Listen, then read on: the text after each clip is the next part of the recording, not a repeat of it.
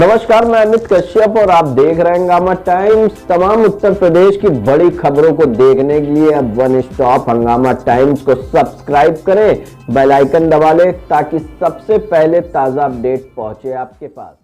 Commission की report को अक्षर से लागू किया जाएगा अगर हमारी सरकार बनती है। मोरारजी देसाई प्रधानमंत्री बने थे,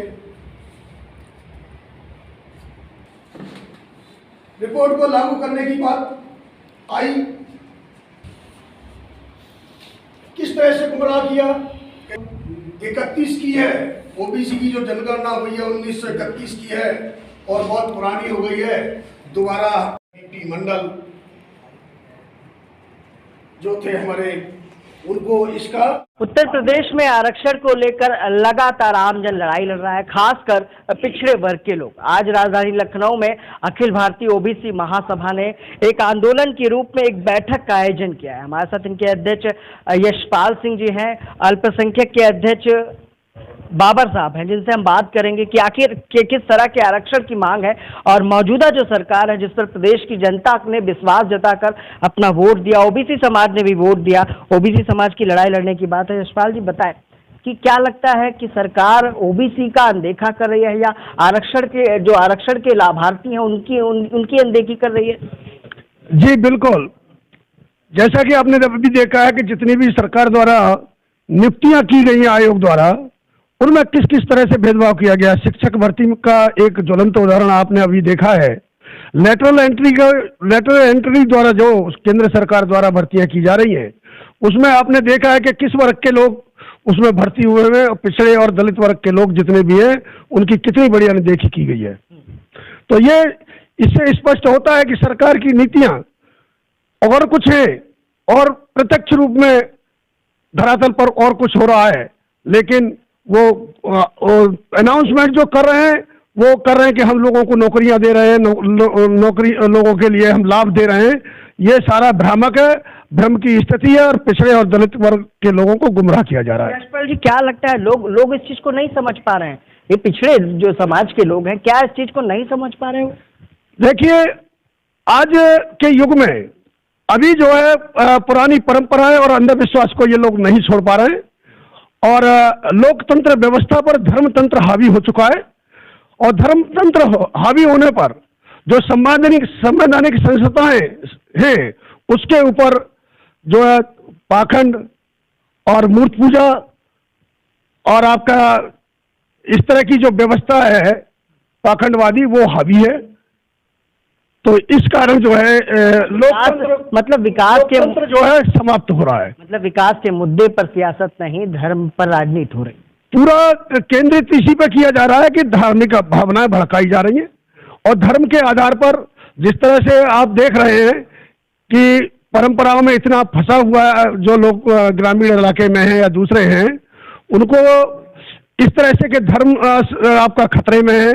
आप का जो है मैं नहीं कहना चाहता क्योंकि हम राजनीतिक नहीं है, हिंदू धर्म को खतरा बताया जा रहा है, जबकि 3000 साल तक पूर्व में हमारे साथ हर धर्म के लोग रहे, तब हिंदू धर्म खतरे में नहीं था।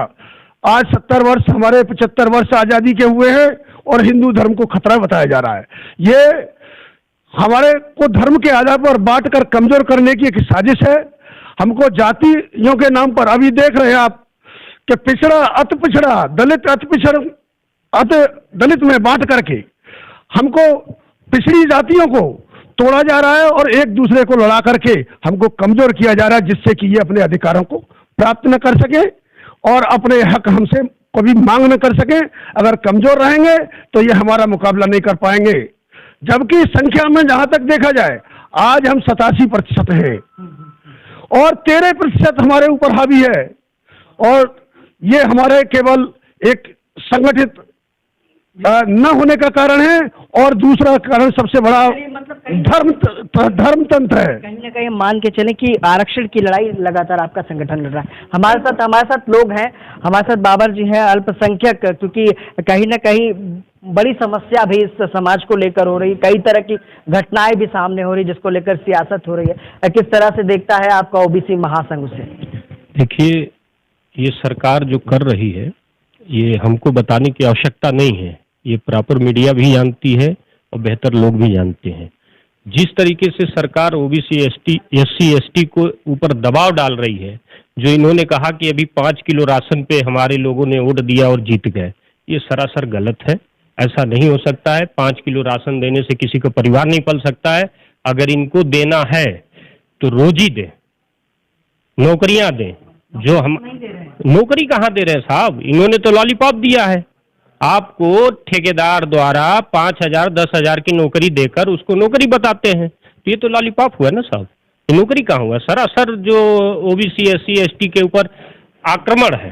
चलिए मान के चलते हैं कि एक लॉलीपॉप है, लेकिन इसके लिए आप लोग क्या करने वाले? साहब, हम सरकार से मांग कर रहे हैं कि जो भर्तियां इन्होंने बंद कर रखी है, जो प्राइवेटेशन किया है इन्होंने, उसको खत्म करें।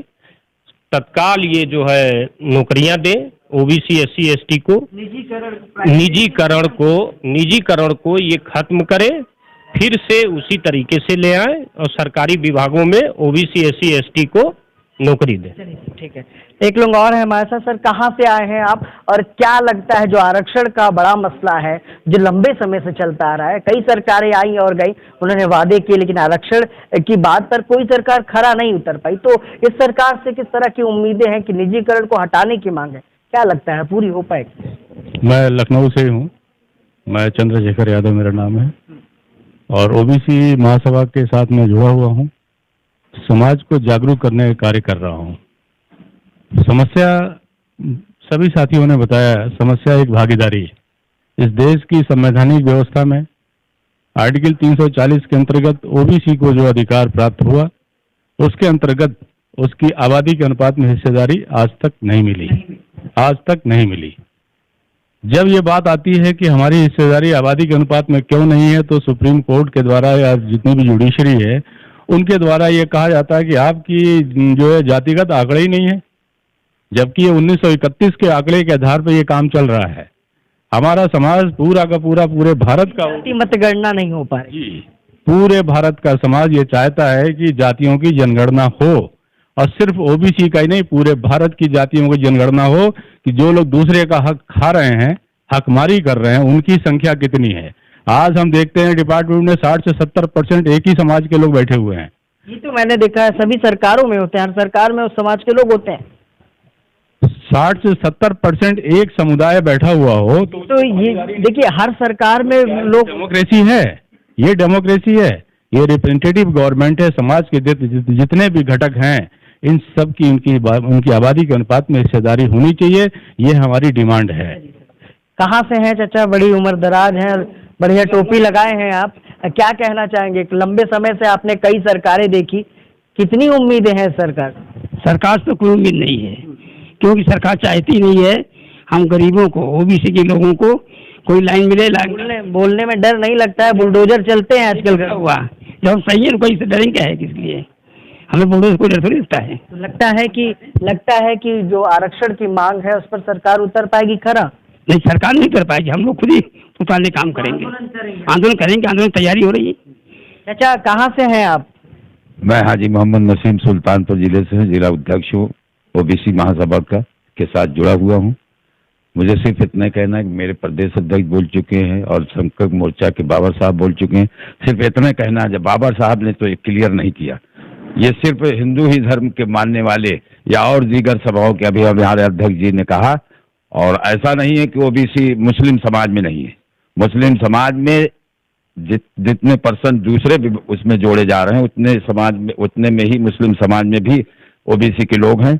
और एक चीज जान लें कि ओबीसी समाज के साथ जो अल्पसंख्यक मोर्चा बना हुआ है, अल्पसंख्यक मोर्चा मीन्स मतलब मुस्लिम समाज के लोग और सिख समाज के लोग और दीगर समाज के लोग जो जुड़े हुए हैं। जब इसी ओबीसी को जब हम ये धर्म अभी बताया अब हमारे अध्यक्ष जी ने कि ये धर्म के राजनीति की जा रही है, तो इन्हीं ओबीसी को भड़का के, इन्हीं दलितों को भड़का के 5 किलो गेहूं दे के, वो है तो आप ही के बीच के, हमारे बीच के हैं। तो इसीलिए ये महासभा बनाई गई कि इन्हें जागरूक किया जाए। हिंदू मुस्लिम, हिंदू ओबीसी का आदमी और ओबीसी मुस्लिम ओबीसी का आदमी एक है। अभी एक शख्स ने कुछ बोल के यहाँ से दिया है, उसे अगर हमें अपनाएंगे हम लोग तो एक बैठक होगी, हमारी एक बात होगी। जब हमारे खिलाफ, अल्पसंख्यक लोगों के खिलाफ दूसरे लोगों को भड़काने की साजिश ये जो सरकार कर रही है धर्म के नाम पर, वो नहीं हो पाएगा। जब नहीं हो पाएगा तो इनकी सरकार चाहे 10 किलो गेहूं दे, चाहे 20 किलो गेहूं दे, और चाहे और गन्ना की वो दे, 2022 तक ये जो सरकार बढ़ा दिया है गल्ला देना, ये लॉलीपॉप है। यकीनन आप जान लें कि उद्योगपतियों को ये बढ़ावा दे रहे हैं, अल्पसंख्यक या ओबीसी के लोगों को या दलित लोगों को गिराने की साजिश रच रहे हैं। निजीकरण को लेकर, आरक्षण को लेकर आज ओबीसी महासभा की एक बैठक हुई। सरकार पर कई तरह के निशाने भी साधे गए कि जो उम्मीदें थी सरकार से वो कहीं ना कहीं टूटती हुई नजर आई। अल्पसंख्यक समाज के लोगों ने कहा कि सरकार धर्म की सियासत कर रही। देखने की बात है कि इन्होंने ये भी कहा कि अगर इनकी मांगों पर मंडल कमीशन, कई तरह की मांगों को लेकर आज इन्होंने एक बैठक की, आंदोलन की राह अपनाने की बात भी की। अब देखने की बात है कि सरकार इनकी बातों पर कितना ध्यान देती है और ये आंदोलन की राह पर किस तरह से जाते हैं। सहयोगी भरत के साथ मैं विक्रम, लखनऊ।